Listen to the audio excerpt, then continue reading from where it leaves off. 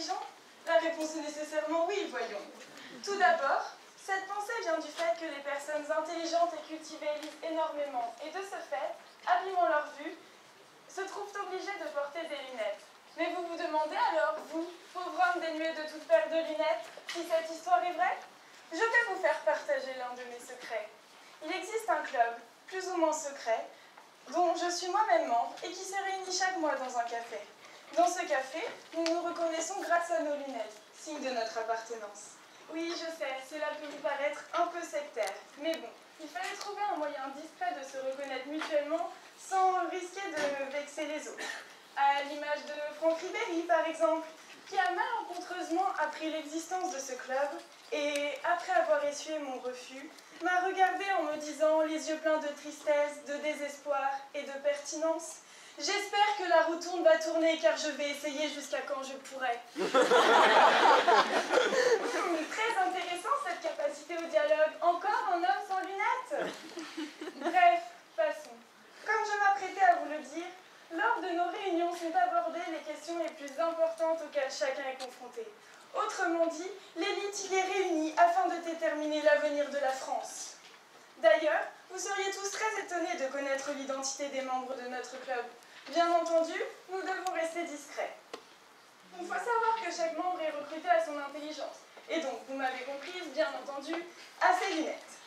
Ouh, je sens que demain il va y avoir une hausse de vente de lunettes au Havre, mais ne vous inquiétez pas, avec Afflelou, 2 lunettes pour le prix d'une. Waouh, il est fou cet Afflelou. Tenez, par exemple, ne vous êtes-vous jamais demandé comment les professeurs de droit étaient-ils recrutés? Madame Guillaumet, par exemple, comment a-t-elle pu devenir si jeune maître de conférence? À ses lunettes, pardi. Et quant à Monsieur Fleury, ne vous y trompez pas, il les glisse sensuellement dans sa toge lors de chaque avant de les ressortir lors de nos réunions. Donc vous avez fait une exception aujourd'hui. Et quant aux autres, ils ne les assument simplement pas encore et portent des lentilles, histoire de se mêler au reste de la société et ainsi mieux comprendre certains esprits simplés. Justement.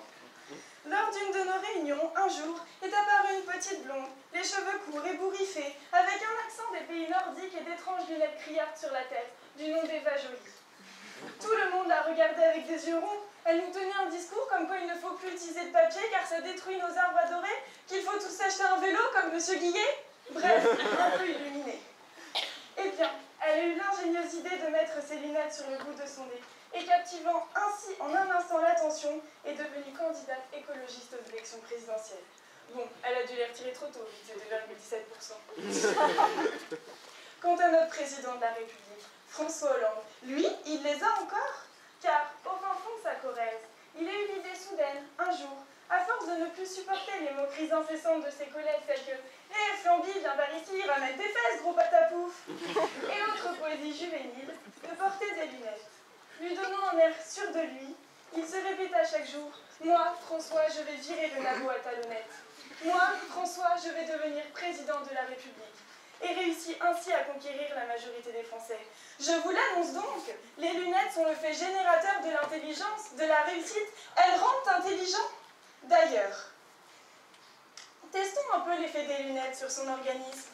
Il a été élu, il a maigri, il a chopé.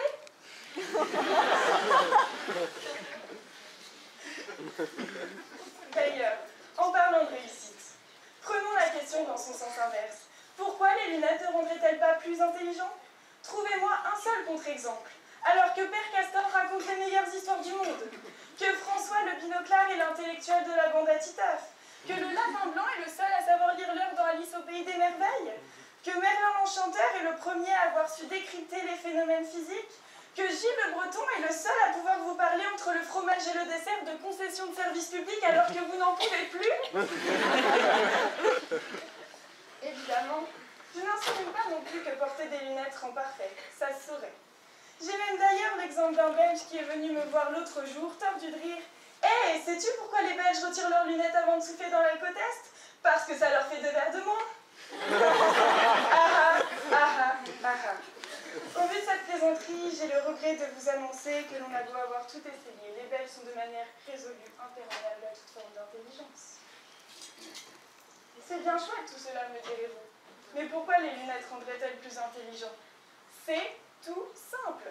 Les lunettes sont seulement le moyen de capter le moindre rayon d'intelligence qui se reflète alors dans le verre par le mécanisme de réfraction qui, avec un angle de 82,2 degrés sur 360,10, pénètre dans l'hémisphère nord de votre cerveau et qui... Ok, je vous arrête, je vois que je vous ai perdu dès le « c'est tout simple ». Revenez me voir avec votre paire de lunettes, on en rediscutera.